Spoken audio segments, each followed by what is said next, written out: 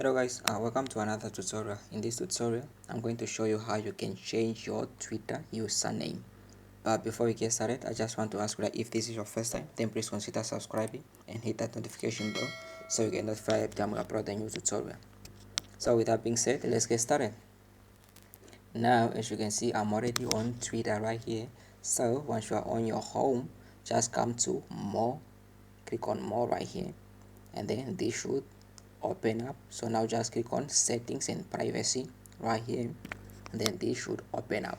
Now once you are on your account right here, the first one right here, so just click on account information right there. So now it will ask you to enter your password. So if you use, just enter your password right there and then click on confirm.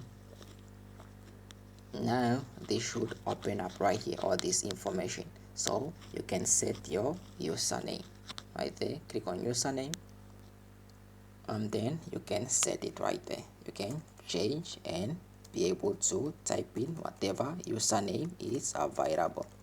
Right, I'm not going to change mine, so just wanted to show you. And then once you are done, you should just click on save right here. Right, so now once you save, click on save, and then that's how you set it. So yeah, that's how you set your, or that's how you change your Twitter username.